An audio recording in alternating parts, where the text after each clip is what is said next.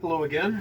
This in answer to two separate inquiries I've had from people who wish me to make, or ask me if I could make, a Cameron Highlanders kilt, the old 79th kilt, in the manner and style of the Boer War and the Great War. Short answer, yes I can. Longer answer, but with some changes. This is a Cameron Highlanders, or possibly Queensland Cameron Highlanders kilt.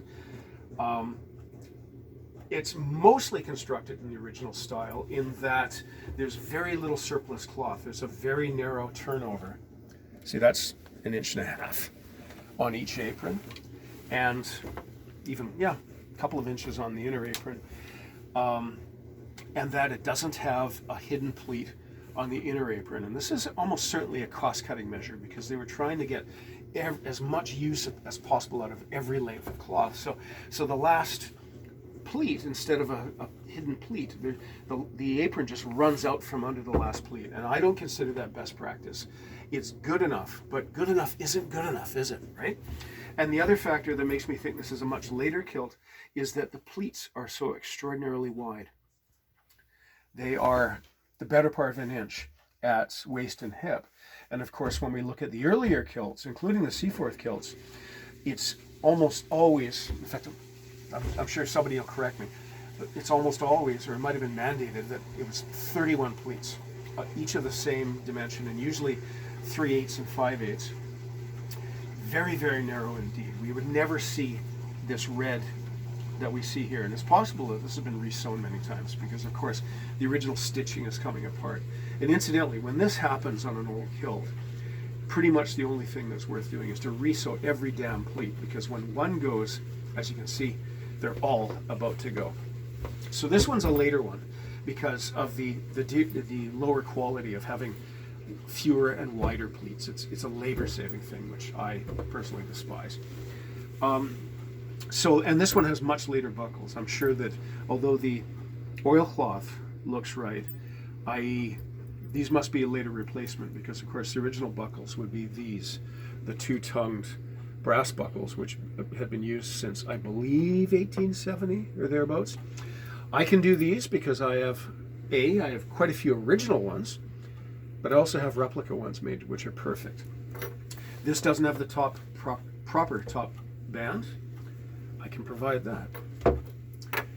This one has the proper rough wool, natural, it's not dyed or anything originally. It's considerably dyed with sweat now. The original rough wool lining, I can provide that because one of my suppliers produces historic cloth such as this and does it perfectly. What I cannot provide is this original very, very heavy wool, which is about a 22-inch cloth, the old military cloth. And as I said elsewhere, this very old, very coarse, rough cloth originally was a cost-saving measure because coarse, heavy cloth used to be the cheapest available, and now, of course, the reverse is true. Unfortunately, the other reverse, which is true, is that the modern cloth in this weight doesn't have the same quality. It rips far too easily, and I don't consider it worth having. So much so that the company that makes it doesn't reply to my calls anymore, even though I did mention them. Way to out yourself, guys. So were I to do a Cameron kilt for you, I would do it so that outwardly it had the superior appearance of a early 19th or early 20th century kilt, the many extraordinarily narrow pleats, the proper buckles and straps, the proper top bands, the proper lining, but in what I consider a superior deep pleat on either side, plus a proper canvassing job, because we're going to find a tiny little bit of canvas in here, which is possibly one of the reasons why these things are going. I will do my modern standard of wide canvas and such like that. So there you go, for your consideration. Oh, one other thing I'll do. One correction which I see in later kilts made after this is that, again, you notice that these are box pleat. You notice that this military box pleat is turning on the last pleat. It always does that. And the remedy that somebody discovered, it wasn't me certainly, somebody discovered, is that by making the first and the last pleat a knife pleat facing inwards, we eliminate that, so we present a sharper appearance. I'll also, even though this doesn't have it, I'll put in the elastics, which are a common feature of military kilts. And incidentally, they've been a common feature of the military kilts since around the time of the Boer War, for reasons that I'll explain if you want, as it is this video's gone on slightly too long.